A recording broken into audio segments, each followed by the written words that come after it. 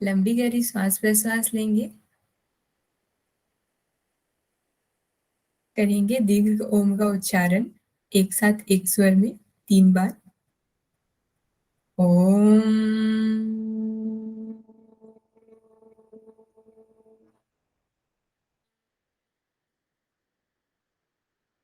ओम।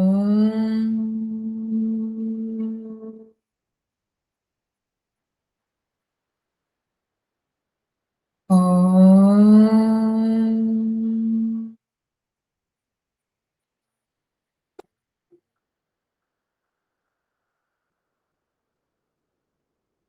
अब हम सभी प्रतिज्ञा दोहराएंगे। मैं प्रतिज्ञा करती हूँ कि यम नियम का सदैव पालन करूंगी।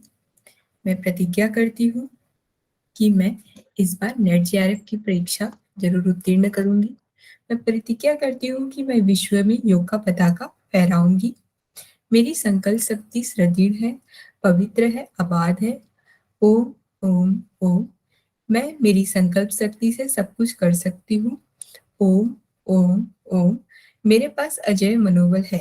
ओम ओम ओम। शांति शांति शांति। ठीक है, स्टार्ट करते हैं अब क्लास।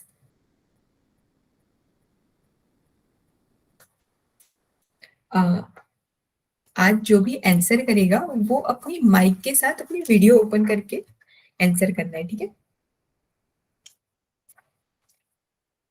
तो क्वेश्चन आंसर का सेशन स्टार्ट करते हैं। एक सामान्य व्यक्ति के विश्राम काल में वो कितनी कैलोरी इंटेक करता है?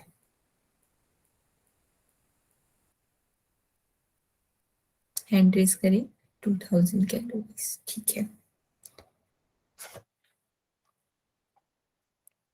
अगर वही व्यक्ति सामान्य व्यक्ति, ठीक है, तो आंसर आए और मैम कोई। ये मैम ये इनटेक होगा कि कैलोरी बर्न होगा? विश्राम में तो कैलोरी बर्न होगा ना।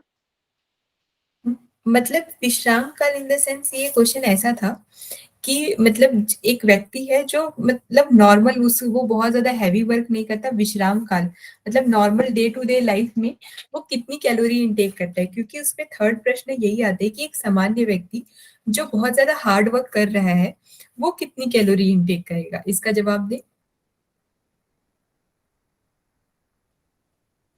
रश्मि जी, आपने सीरियल वाइज तो याद कर लिया पर आपने उसका सही टर्म नहीं याद किया था। आप आंसर दे रही है सामान्य काल का। मेरा क्वेश्चन है कि शारीरिक श्रम जो ज्यादा करता है उसका आंसर। हाँ, सनातनी जी, महेश आर्य जी ने, अरुणा मौर्य, रश्मि खारे, ठीक है, सब बहुत सही आंसर दे रहे हैं। यहाँ पे किलो कैलोरी किसी ने आंसर दिए, कैलोरीज ही आंसर में आएगा, ठीक है। शिवन कुमार द्विवेदी जी, ठीक है। अब बैलेंस डाइट से मैंने बोला था कि मैं इसमें से पूछूंगी, तो उसकी तैयारी करके आए हैं। आज क्लास बहुत ज्यादा मतलब कोई रिप्लाई ही नहीं कर रहा है। ठीक है, आप लोग का पहला दिन है, हाँ बोलो ना बोलो पर बोलो, ऐसा लग रहा है कि मैं ही बोले जा रही हूँ बोले जा रही हूँ, ठीक है। हाँ जी मैम। तो बताइए, कार्बोहाइड्रेट्स पर डे हमें कितने ग्राम इंटेक करना है?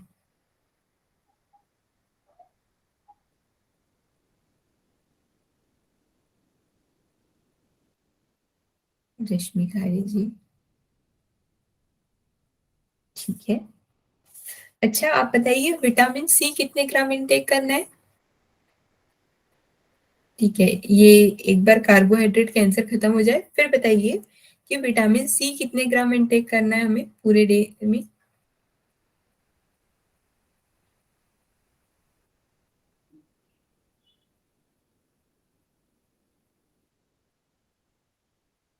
हाँ जी, रश्मि खारे जी के बहुत सही आंसर आ रहे हैं, ठीक है। सोडियम क्लोराइड के बारे में बताइए, सोडियम क्लोराइड हमें कितना इंटेक करना है प्रतिदिन?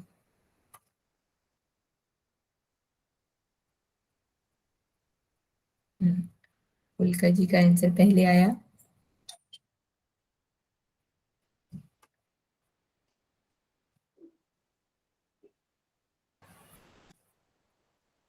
ठीक है, और विटामिन B2 कितना इंटेक करना है?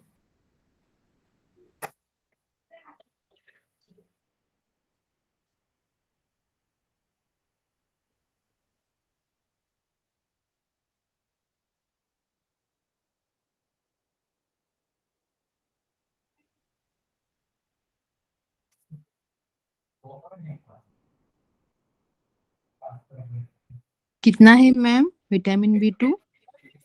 विटामिन B2 2 mg है। ओके। ठीक है। और एक लास्ट क्वेश्चन इसमें पूछते हैं, फिर खत्म करते हैं। कॉपर कितना इंटेक करना है? मैम लास्ट में क्या पूछा आपने? मैंने पूछा कॉपर, कॉपर को कितना इंटेक करना है हमें? 105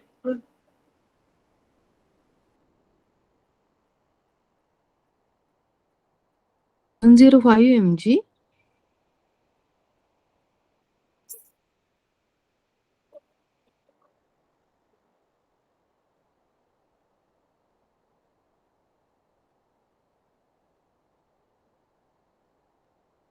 हाँ 105 एम 105 ग्राम बोला किसी ने, mg है। सब ग्राम ग्राम में लिख रहे हैं क्या? नहीं, सब mg लिख रहे हैं। लास्ट में दीप्ति जी ने बस गलत लिखा है। ठीक है दीप्ति जी, जैसे हमने कल पढ़ाया था कि ये जो है कॉपर मिनरल्स के अंदर आता है, तो ये माइक्रो न्यूट्रिएंट्स है। इसे हम ग्राम में इंटेक नहीं करेंगे, नहीं तो ये एक्सेस हो जाएगा हमारे बॉडी में। इसे हमें mg में इंटेक करना है, मतलब मिलीग्राम में इंटेक करना है। ठीक है, अब मैं अपनी स्लाइड शो कर रही हूँ। मैम एक बार आप ये पूरा mg ग्राम वाला एक बार हाँ मैं एक बार और verbally दिखाऊंगी बता अभी। दीजिए। हाँ हाँ, अभी मैं जैसे स्लाइड शो कर रही हूँ ना आप लोगों को, फिर मैं बताती हूँ। ठीक है मैम और विटामिन सी बता दीजिए ना कितना है? अच्छा, विटामिन सी का पूछ रहे हैं आप लोग। एक सेकेंड, 1 मिनट बस साइड शुरू करने दीजिए। 500 ग्राम बोला ना मैम? ये ठीक है, साइड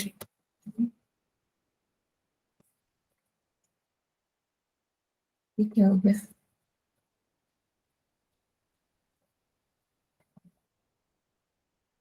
इसमें आ गया।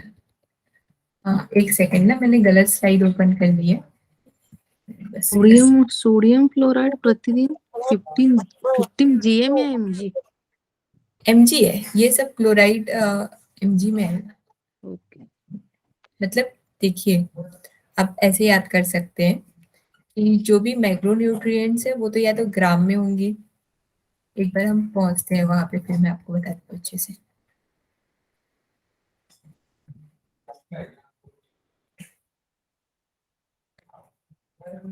ये देखिए, ये यहाँ पढ़ने वाले हैं हम लोग। ठीक है,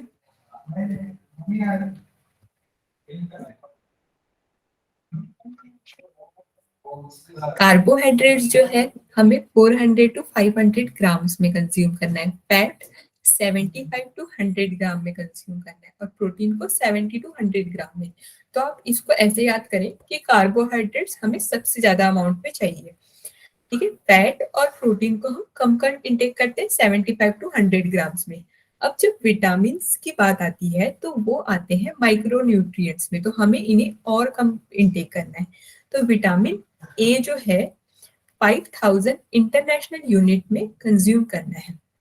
विटामिन डी 1000 इंटरनेशनल यूनिट। ठीक है, विटामिन बी, एक्चुअली ये B1 होगा शायद, एक बार देख के बताते हैं। हाँ, ये जो यहाँ पे लिखा है ना, ये विटामिन B1 है। ठीक है, विटामिन B1 1.2 mg कंज्यूम करना है। विटामिन B2 2 mg कंज्यूम करना है, और विटामिन B3 12 mg कंज्यूम करना है। फिर उसके बाद विटामिन सी का बताया कि 500 mg कंज्यूम करना है। अभी किसी ने पूछा था ना मुझसे विटामिन सी, तो 500 mg। ठीक है, सोडियम क्लोराइड का भी कोई पूछ रहे थे तो 10 से 15 ग्राम कंज्यूम करना है। ठीक है, फॉस्फोरस जो है 1.5 ग्राम है।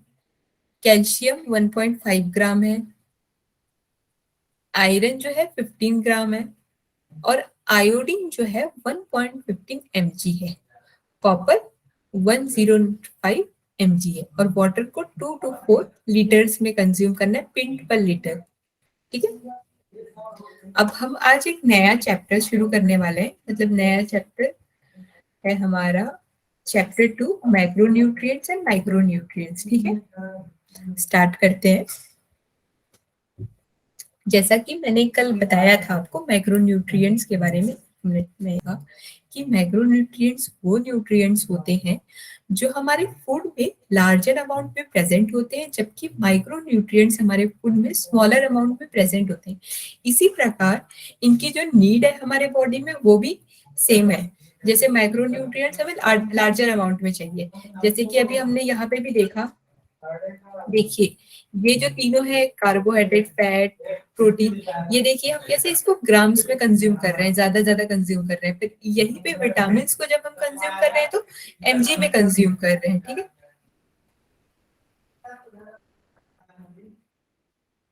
For example a food like rice, rice के अंदर कितने सब न्यूट्रिशनल वैल्यू बताई गई है। ठीक है, तो राइस में 78.2% ग्राम परसेंट कार्बोहाइड्रेट प्रेजेंट होती है, 6.8 ग्राम प्रोटीन प्रेजेंट होती है, 0.5 ग्राम परसेंट फैट प्रेजेंट होता है। उसी वहीं पे अगर हम देखें विटामिन के बारे में, तो विटामिन बी जो लिख दिया है यहाँ पे, B2 होगा शायद, वो 0.6 mg प्रेजेंट होता है और 10 mg कैल्शियम प्रेजेंट होता है। और जैसे पालक की सब्जी के बारे में यहाँ पे एग्जांपल दिए कि पालक की सब्जी जब हम बनाते हैं तो उसमें 92 ग्राम जो होता है वाटर होता है और विटामिन सी 28 mg% होता है। ठीक है, तो our body quantity need for micronutrients is higher than need of micronutrients. ठीक है, अब इसमें माइक्रोन्यूट्रिएंट्स के अंदर क्या क्या आता है, एक बार कोई बताएगा, नाम बताएं माइक्रोन्यूट्रिएंट्स के, कोई भी माइक ओपन करे, जल्दी बोले। Carbohydrates, fats, protein. अच्छा, वाटर किसके अंदर आएगा और इसी में आएगा मैम, मैक्रो में। माइक्रोन्यूट्रिएंट्स। ठीक, तो आगे बढ़ते हैं कार्बोहाइड्रेट्स के बारे में। आज मैंने कोशिश की कि मैं हिंदी में भी थोड़ी स्लाइड प्रिपेयर करूं, पर वो बहुत ज्यादा लेंदी काम हो जा रहा है। टाइप्स कहाँ चले गए, चल ठीक है, तो ये कुछ ऐसा आज प्रिपेयर किया है। तो आज हम कोशिश करेंगे कि हम कार्बोहाइड्रेट और फैट को कंप्लीट करें। Most foods that we eat contain some amount of carbohydrate. Carbohydrate is a nutrient that we consume daily in maximum amount. ठीक है, कार्बोहाइड्रेट ऐसा न्यूट्रिएंट है जिसको हम सबसे ज्यादा अमाउंट में कंज्यूम करते हैं।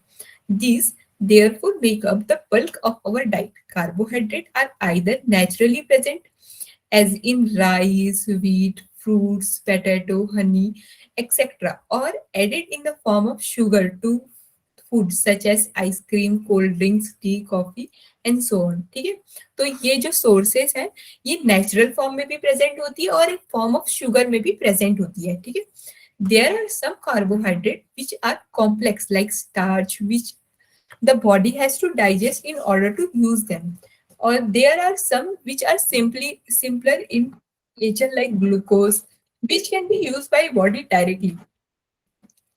Sugar, which is so commonly used, is also easily digestible carbohydrate. ठीक है, अब इसे एक बार मैं हिंदी में पढ़ देती हूँ।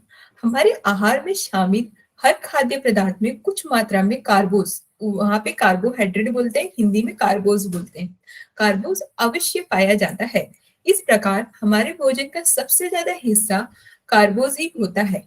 यह तत्व हमें गेहूं, चावल जैसे अनाज, फलों, आलू, शहद आदि में प्राकृतिक रूप से मिलता है।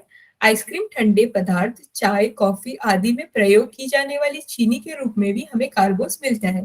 कुछ कार्बोस जटिल होते हैं जैसे स्टार्च, जिन्हें शरीर में पाचन क्रिया द्वारा सरल पदार्थों में परिवर्तित करके उपयोग में लाया जाता है, जबकि कुछ पहले से प्राकृतिक रूप में सरल होते हैं जैसे ग्लूकोज, इन्हें हमारा शरीर सीधे प्रयोग में ला सकता है। ठीक है, अब टाइप्स ऑफ कार्बोहाइड्रेट्स के लिए मैं एक और स्लाइड प्रेजेंट करूंगी। आप लोगों को मेरा कर्सर दिख रहा है ना इसमें? जी मैम। ठीक है, a component of food that supply energy to body. Carbohydrate को हम ऐसे भी बोल सकते हैं। कार्बोहाइड्रेट में कौन कौन से कंपोनेंट्स होते हैं? कार्बन होता है, हाइड्रोजन होता है, ऑक्सीजन होता है, ठीक है। Classification of carbohydrate. कार्बोहाइड्रेट का जो क्लासिफिकेशन है वो उसके केमिकल स्ट्रक्चर के आधार पर होता है। एक सिंपल कार्बोहाइड्रेट होता है और एक कॉम्प्लेक्स कार्बोहाइड्रेट होता है। सिंपल कार्बोहाइड्रेट किसे बोलते हैं? जो मोनो और डाइसैकेराइड से मिलके बना हो, मतलब जिसमें कार्बन के जो एक, इसे आगे यहाँ पे बताया गया है कि अगर एक कार्बन का अमाउंट कुछ ऐसा ही था शायद, एक मिनट ना, इसकी ये दिक्कत है कि इसमें हमेशा ऐड आते रहेगा। ये मोनोसेकेराइड से मिलके बना होता है जहां पे basic unit of carbohydrate use होती है। और ये कहाँ थे हम? मोनोसेकेराइड और डाइसेकेराइड से मिलके बना होता है। This are small amount which can dissolve in water and absorb in body very quickly. तो ये हमारे बॉडी में वाटर में डिसॉल्व हो जाता है और ये हमारे बॉडी में बहुत इजीली अब्सॉर्ब भी किया जा सकता है। जबकि जो कॉम्प्लेक्स कार्बोहाइड्रेट होते हैं उनके अंदर पॉलीसेकेराइड्स होते हैं। पॉली मतलब बहुत सारे, और मोनो और डाई मतलब एक या दो। मोनो मतलब 1 और डाई मतलब 2, ठीक है। Starch, dietary fibre are very large complex molecule and are absorb slowly. ये बहुत धीरे धीरे बॉडी में एब्सॉर्ब होते हैं। हम सिंपल कार्बोहाइड्रेट के बारे में पढ़ेंगे। Simple carbohydrate are found in foods such as fruits, milk, vegetable. Cake, candy, and other refined sugar products are simple sugar which also provide energy but lack vitamin, minerals and fiber. इसके अंदर ये बताया जा रहा है कि जो simple carbohydrate होते हैं वो हमारे फ्रूट्स, मिल्क एंड वेजिटेबल में पाए जाते हैं। जो केक होती है, कैंडी होती है और जो अदर रिफाइंड प्रोडक्ट्स होते हैं उसमें भी सिंपल शुगर होता है, पर वो एनर्जी तो प्रोवाइड करते हैं, पर उनमें जो विटामिन, मिनरल, फाइबर है उनकी अमाउंट कम होती है, ठीक है। फिर एक सेकेंड, फिर कॉम्प्लेक्स कार्बोहाइड्रेट के बारे में हम पढ़ेंगे। कॉम्प्लेक्स कार्बोहाइड्रेट जो है विटामिन, मिनरल, फाइबर सब प्रोवाइड करते हैं। ये किसमें पाए जाते हैं? Bread, legumes, rice, pasta, starchy vegetable contain complex carbohydrate, ठीक है। तो carbohydrate are classified into 3 major classes on the basis of behaviour on hydrolysis.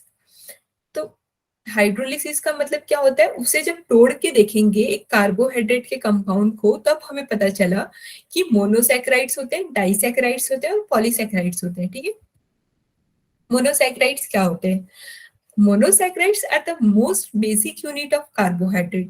They are the simplest form of sugar and are usually colorless and water soluble. इसके examples क्या क्या होंगे? Glucose, fructose and galactose, ठीक है। Glucose, glucose को डेक्ट्राल्ट्रोज भी बोलते हैं, ग्रेप शुगर भी बोलते हैं, कॉर्न शुगर भी बोलते हैं। इतना डीप नहीं आता है कि इसको ग्लूकोज को क्या बोला जाता है, बस ये पूछा जाता है कि इसका सोर्स कहाँ कहाँ पे है। तो हम एक बार इसका सोर्स पढ़ लेते हैं। It is found in sweet fruits such as grapes, orange and in सब स्वीट कॉर्न एंड कैरोट, ठीक है। तो आपको ये याद रखना है कि ग्लूकोज किसके अंदर मिलता है। फ्रुक्टोज, फ्रुक्टोज जो है high sugar, fruit sugar is highly soluble in sugar. Fruit sugar is highly soluble in sugar. ये क्या लिखा है? It is found in honey, ripe fruit and some vegetable. मतलब फ्रुक्टोज का मतलब आप ये समझ सकते हैं कि ये थोड़ा ज्यादा मीठा होता है, क्योंकि आपने हनी को टेस्ट किया है। हनी थोड़ा सा ज्यादा मीठा होता है और जो ज्यादा पके फ्रूट्स होते हैं वो भी ज्यादा मीठे होते हैं। तो फ्रुक्टोज जो ज्यादा पके फ्रूट्स है उसके अंदर पाया जाता है, कुछ वेजिटेबल्स के अंदर भी पाया जाता है। लैक्टोज जो होता है ये फ्री इन नेचर फाउंड नहीं होता, मतलब नेचर में आसानी से नहीं मिलता। It is only the source of lactose. आप बता सकते हैं कि लैक्टोज कैसे उपलब्ध होता है? लैक्टोज किस फूड में मिलता है? कोई माइक ओपन करे। ब्रेड में, मिल्क में, मदर मिल्क, किसमें किसमें? एक बार और बोले। फ्रूट में, दूध में। आप लोग ना ऐसा करें, मुझे ना किसी की आवाज समझ नहीं आ रही, आप लोग चैट बॉक्स में टाइप करें, मैं चैट बॉक्स देख रही हूँ। मिल्क, मिल्क के प्रोडक्ट में, मिल्क प्रोडक्ट में पाया जाता है। मेनली तो मुझे मिल्क प्रोडक्ट का ही पता है। ठीक है, ठीक है। ठीक है, ठीक है।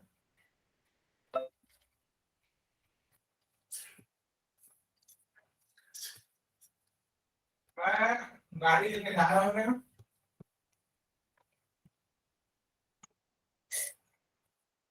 ठीक है, मैं राइट में। ठीक है, स्टार्ट करते हैं, आगे बढ़ते हैं।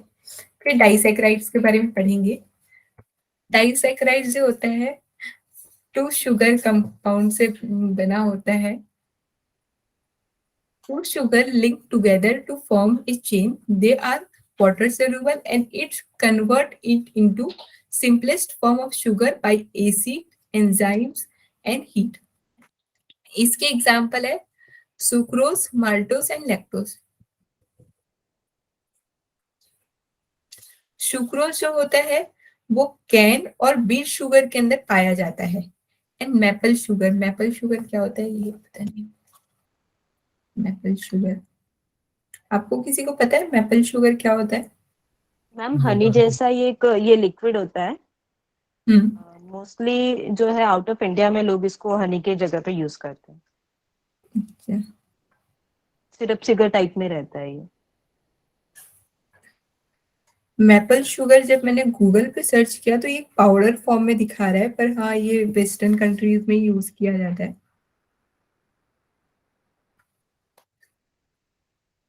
मैम वो मोस्टली वहाँ पे चलन है, पैनकेक प्लस मैपल सिरप साथ में यूज करते हैं वो लोग। वहाँ का अच्छा। ब्रेकफास्ट जनरली ये रहता है। मेरे मतलब ब्रदर वहाँ पे रहते हैं और वो लोग यही ब्रेकफास्ट करते हैं, इसलिए मुझे पता है। ठीक है। तो many fruits and some vegetable contain small amount of sucrose. Sucrose जो होता है ग्लूकोज और फ्रुक्टोज से मिलके बना है। ठीक है, इस स्लाइड की सबसे बड़ी प्रॉब्लम इसमें हर 4-5 स्लाइड के बाद एक बार ऐड आ जाएगा। Maltose, maltose also known as malt sugar and is found in cereals. तो अगर क्वेश्चन एग्जाम में क्वेश्चन आता है कि सीरियल्स में कौन सा प्रकार का शुगर पाया जाता है या फिर कौन सा प्रकार का कार्बोहाइड्रेट पाया जाता है, तो आपको माल्टोज पे टिक करना है। ठीक है। It is an intermediate product in the hydrolysis of starch and fermentation of grain and is present in beer. ये बियर में भी प्रेजेंट होता है। और जब स्टार्च का हाइड्रोलिसिस करते हैं, मतलब जब स्टार्च का ब्रेक डाउन करते हैं, तब आपको ये सबसे पहले मिलेगा माल्टोज। ठीक है, इंटरमीडिएट प्रोडक्ट। तो माल्टोज जो है इन sugar corn sugar 4% of maltose is present. Maltose जो है ग्लूकोज और ग्लूकोज के 2 कंपाउंड से मिलके बना है। लैक्टोज, जैसे मैंने कहा था कि ये मिल्क में पाया जाता है। लैक्टोज और milk sugar is a disaccharide. Disaccharide क्या होता है बताएं तो, मैंने अभी जस्ट पढ़ाया कुछ देर पहले। जिनमें दो 2 अणु होते हैं। Two sugar. ठीक है। Enzyme lactase is needed in digest lactose, मतलब लैक्टोज को डाइजेस्ट करने के लिए लैक्टेज नाम का एंजाइम की जरूरत होती है। ठीक है, तो ये ध्यान देंगे।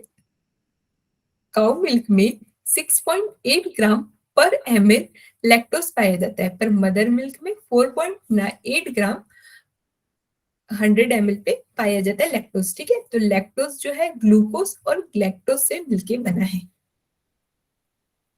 अब हम कार्बोहाइड्रेट का तीसरे प्रकार के बारे में पढ़ेंगे, जो है polysaccharide.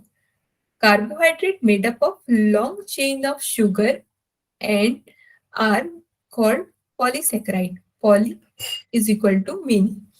They are very large, complex molecules and insoluble in water.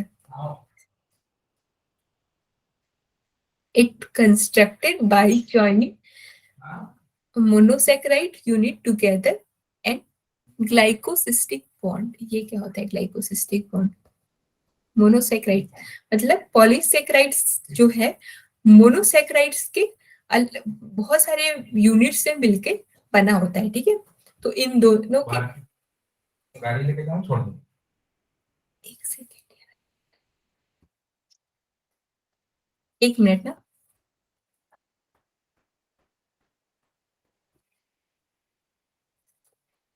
लेके जा, नहीं जाओ मार्केट, बाय। ठीक है, पॉलीसैकेराइड्स हो गया।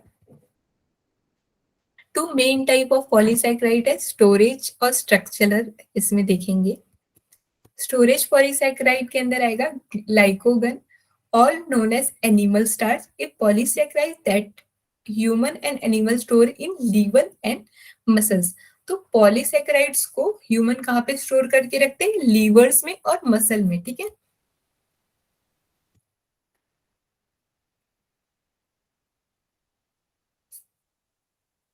और स्टार्च जो है ये main storage polysaccharides of plant होता है। तो स्टार्च ज्यादातर प्लांट्स के अंदर पाया जाता है। It is found in serial grain, legumes and in tubers. Tubers क्या होता है? किसी को पता है ट्यूबर्स क्या होता है?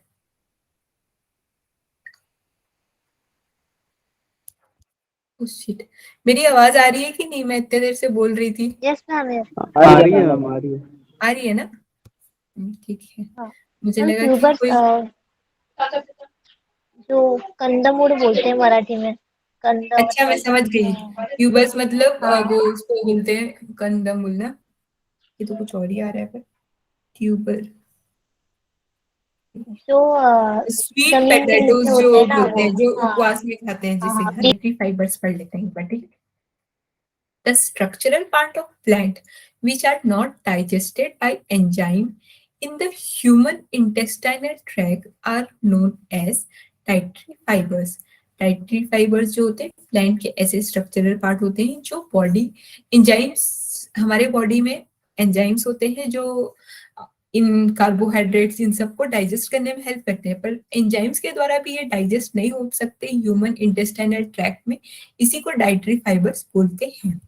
तो डाइटरी फाइबर दो प्रकार के होते हैं, एक सॉल्युबल होता है और एक इनसॉल्युबल होता है। सॉल्युबल किस में पाया जाता है ये पढ़ लेते हैं। ये फ्रूट्स में पाया जाता है, ओट्स में पाया जाता है, लेग्यूम्स में पाया जाता है और बीन्स में पाया जाता है। और इनसॉल्युबल पाया जाता है व्हीट में पाया जाता है, सीड्स में पाया जाता है, नट्स में पाया जाता है और वेजिटेबल में पाया जाता है, ठीक है। फंक्शन पढ़ लेते हैं एक दो। Ability to absorb water, feeling of fullness in and may improve mastication of food.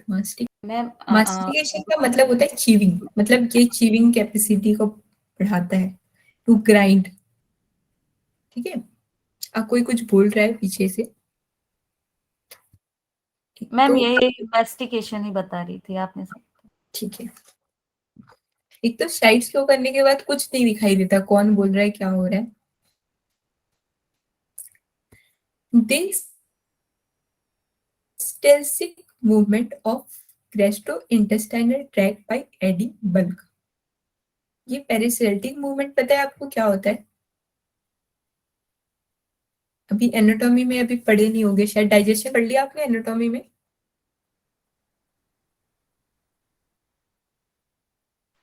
नहीं मैम अभी पढ़ा नहीं है।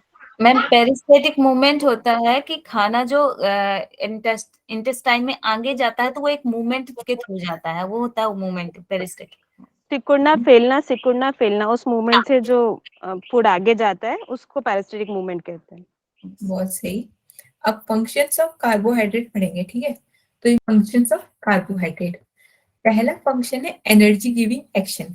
कार्बोहाइड्रेट्स आप बता सकते हैं कि कार्बोहाइड्रेट कितनी एनर्जी प्रोवाइड करता है हमें? 400 मैंने to बताया 5 था कि 1 ग्राम कार्बोहाइड्रेट कितनी एनर्जी प्रोवाइड करता है। 4 किलो कैलोरीज। ठीक है। तो कार्बोहाइड्रेट जो है 4 किलो कैलोरीज एनर्जी हमें देता है ईच ग्राम, ये लिखा है यहाँ पे।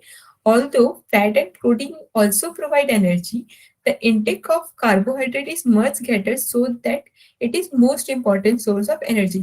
क्योंकि हमने पढ़ा भी है कि हम कार्बोहाइड्रेट्स को ज्यादा इंटेक करते हैं।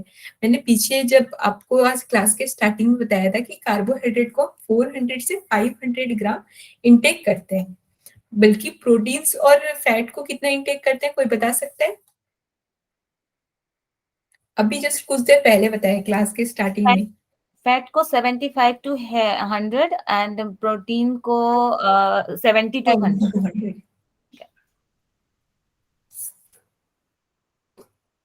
ठीक है।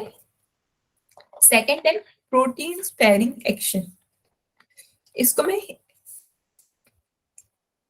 प्रोटीन शारीरिक, ये क्या है, मतलब प्रोटीन को शारीरिक वृद्धि से मुक्त करना, ठीक है। Protein are required by body mainly for bodybuilding purpose. At the same time, they can also provide energy to body. When there is a short supply of carbohydrate and fat, however, if protein are used exclusively to give energy, it is wasteful because they are mainly derived from expensive foods and their function in the body is bodybuilding. It is therefore important that we should have sufficient amount of carbohydrate and fat in diet that this will spare the protein from main tasks of bodybuilding. इसका मतलब ये है कि ये protein के waste होने में मतलब हेल्पफुल है। अगर जैसे कि देखिए प्रोटीन कब एनर्जी प्रोवाइड करेगा, जब आपके बॉडी में कार्बोहाइड्रेट्स की कमी हो, मतलब कार्बोहाइड्रेट या फैट जब एनर्जी प्रोवाइड नहीं कर रहा है तब प्रोटीन एनर्जी प्रोवाइड करना शुरू करेगा। तो अगर प्रोटीन एनर्जी प्रोवाइड करने लग गया तो उसका जो मेन फंक्शन है बॉडी बिल्डिंग का वो उसमें काम नहीं कर पाएगा। तो इसलिए हमें कार्बोहाइड्रेट जो है ज्यादा अमाउंट में इंटेक करना चाहिए ताकि हम प्रोटीन को स्पेयर होने मतलब बर्बाद होने से बचा सके और वो अपने मेन टास्क में लग सके बॉडी बिल्डिंग में, ठीक है। Fat utilising action. Carbohydrate when are present in adequate amount in the diet help in proper utilization of fat in body. ये फैट का प्रॉपर यूटिलाइजेशन में भी हेल्प करता है। Flavour enhancing action. कार्बोहाइड्रेट, क्योंकि आपने अभी पढ़ा कि कार्बोहाइड्रेट शुगर, हनी, जैगरी इन सब चीजों में पाया जाता है, तो ये फूड में फ्लेवर भी प्रोवाइड करता है, इसको टेस्टी भी बताता है और एक्सेप्टेबल बनाता है। Digestive action. There are some forms of carbohydrate called fibers and roughage which are not digested by body and therefore do not provide any energy. अभी हमने पढ़ा था ना डाइटरी फाइबर्स के बारे में, वही इसमें बताया जा रहा है। There are some form of carbohydrate called fibers and roughage which are digested by body. तो ये एनर्जी नहीं प्रोवाइड करते, पर फिर भी इनका एक इम्पॉर्टेंट फंक्शन होता है कि ये हमारी बॉडी में पेरिस्टल्टिक मूवमेंट करवा सके और फिर क्या बोलते हैं ये कॉन्स्टिपेशन प्रिवेंट कर सके। और ये किसमें प्रेजेंट होते हैं, कोर्स ग्रेन में प्रेजेंट होते हैं और ग्रीन लीफी वेजिटेबल्स में प्रेजेंट होते हैं, ठीक है। ये यही चीज सेम चीज हिंदी में दी गई है। सोर्स, यहाँ पे सिंपल से सोर्स लिख दिया गया है, पर वो वाली जो स्लाइड थी उसमें बहुत अच्छे से सोर्स बताया गया था। तो एक बार फिर से उस स्लाइड में स्विच करते हैं, ठीक है। आप लोग को ये सोर्स दिख रहा है ना इसमें?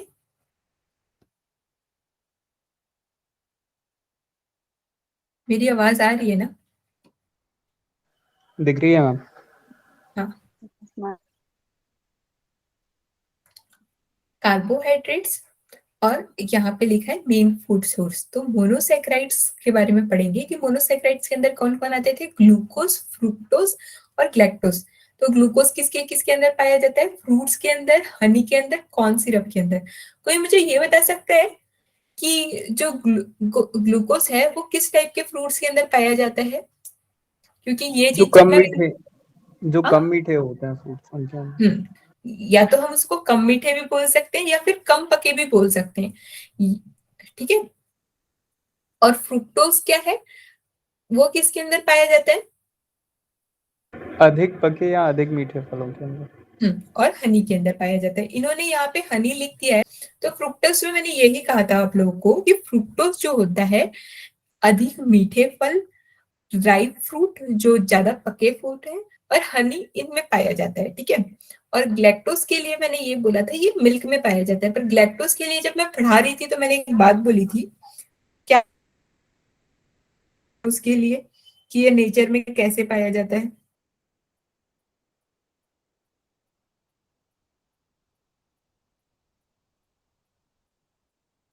किसी को याद नहीं है? नहीं दी। मैडम ये बताया था कि ये नेचर में फ्री नहीं पाया जाता लैक्टोज। हाँ, ठीक है। सुक्रोज जो होता है, डाइसैकेराइड के बारे में पढ़ेंगे तो डाइसैकेराइड के तीन जो है सुक्रोज, लैक्टोज और माल्टोज है। तो सुक्रोज जो है कैन और पीट शुगर में पाया जाता है, ठीक है। लैक्टोज जो है मिल्क और मिल्क प्रोडक्ट में पाया जाता है, और माल्टोज जो है वो माल्ट प्रोडक्ट में पाया जाता है। ये माल्टोज तो बहुत आसानी से याद हो जाएगा, माल्टोज माल्ट प्रोडक्ट, ठीक है। पॉलीसैकेराइड्स जो होते हैं, पॉलीसैकेराइड्स का एक बार कोई डेफिनेशन बता सकते हैं कि किसे बोलते हैं पॉलीसैकेराइड्स? अभी ऐसे मैंने कार्बोहाइड्रेट जो जिनमें एक बड़ी चैन होती है। किसकी चेन होती है? डाइसैकेराइड्स की चेन होती है, नहीं नहीं नहीं मैम, मोनोसैकेराइड की। ठीक है। मैंने तो, ऐसे बोल सकते हैं कि जिसमें 2 या 2 से अधिक मोनोसैकेराइड्स मिलके पॉलीसैकेराइड्स बनाते हैं। ठीक है।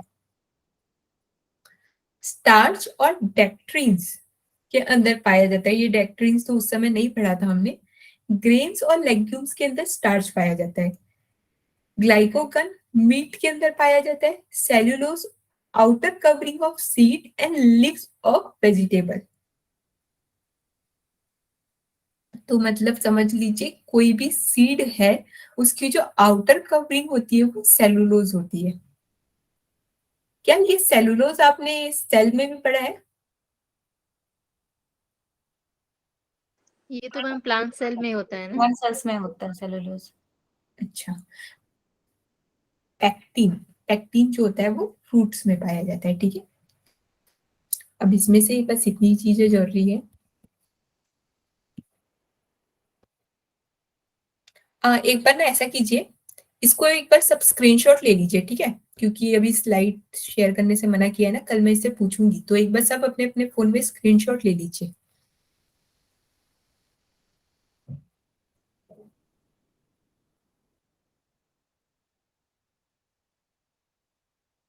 ले लिया आप लोगों ने? जी मैम। Yes ma'am. ठीक है, ठीक है। तो कल आपको ये याद करके आना है, ये आपका क्वेश्चन रहेगा। अब हम यहाँ पे पढ़ेंगे, ये चीज मैंने यहाँ पे भी ले रखी थी वैसे। एफिशिएंसी पढ़ेंगे और एक्सेस पढ़ेंगे कि अगर ये हमारे बॉडी में कम मात्रा में है तो क्या होगा और अधिक मात्रा में है तो क्या होगा, ठीक है। तो आप बताइए, मैं इस स्लाइड को ना चेंज कर देती हूँ, यहाँ पे रख देती हूँ ताकि मैं आप लोगों से क्वेश्चन पूछ सकूं। आप लोग मुझे बताइए कि कार्बोहाइड्रेट्स अगर कम होगा तो क्या होगा? कोई बता सकता है? थकान महसूस होगी मैम, उतनी ऊर्जा नहीं होगी कार्य करने के लिए। मैम प्रोटीन कम हो जाएगा। अगर कार्बोहाइड्रेट नहीं लेंगे ना तो फिर वो एनर्जी प्रोटीन देने लगेगा, और प्रोटीन एनर्जी देने लगेगा तो प्रोटीन की कमी होगी बॉडी में। एक्चुअली प्रोटीन जब मेरी आवाज क्यों डबल है? आप लोग को भी आ रही है क्या मेरी आवाज डबल डबल? आ रही थी मैम, क्योंकि 2 माइक खुले हुए थे। अभी ओके है। अच्छा ठीक है, अब मैं बोलती हूँ। प्रोटीन जब एनर्जी आने लगेगा तब क्या होगा? बॉडी बिल्डिंग का जो फंक्शन है ना वो बंद कर देगा। इसका मतलब ये है कि हम दुबले पतले होने लग जाएंगे। मतलब अगर हमारे शरीर में कार्बोहाइड्रेट की कमी होने लगेगी तो हम दुबले पतले होने लग जाएंगे। इसीलिए जब वेट लॉस की बात आती है ना तब बोला जाता है कि आप प्रोटीन का इंटेक करो और कार्बोहाइड्रेट कम से कम अमाउंट में लो। आप लोगों ने सुना है ये चीज? Yes ma'am. जी मैम। तो ये है, इसे याद रखेंगे हम। ऐसे ही कॉन्सेप्ट्स को याद रखेंगे तो हमें एग्जाम में बहुत अच्छे से याद आ जाएगा। और यही चीज अगर हम ऐसे रटे रटाई रखेंगे तो कुछ याद नहीं आएगा, ठीक है। अब बताइए कि एक्सेस होगा तो क्या होगा? अभी मैंने बताया, बस उसका अपोजिट करके बताइए मुझे। जब कार्बोहाइड्रेट हमारे बॉडी में एक्सेस हो जाएगा तो क्या होगा? वेट गेन हो जाएगा। वेट गेन हो जाएगा, ठीक है। और मैडम हाँ एनर्जी बढ़ जाएगी, चक्कर आना, सिर दर्द वगैरह भी बढ़ेगा। हाँ ठीक है, ठीक है।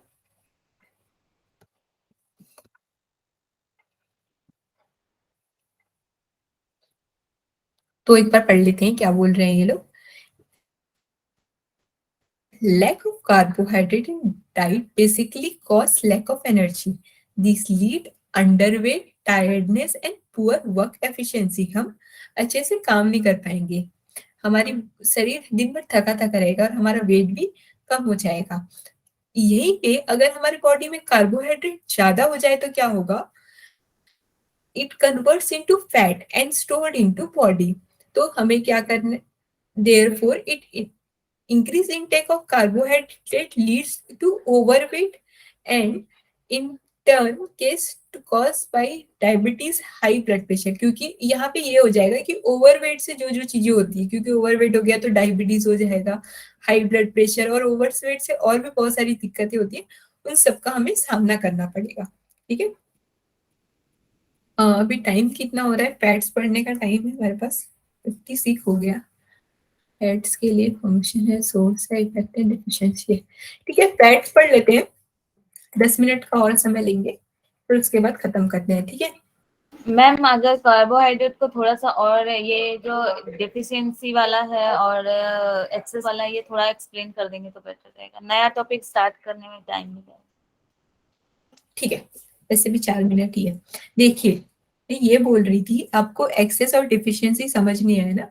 जब डिफिशियंसी होगी कार्बोहाइड्रेट्स की तो क्या होगा, हमारे बॉडी में एनर्जी की कमी हो जाएगी।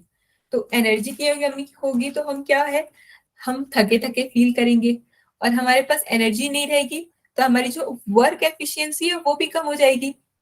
ठीक है, और हमारा वेट भी कम होगा।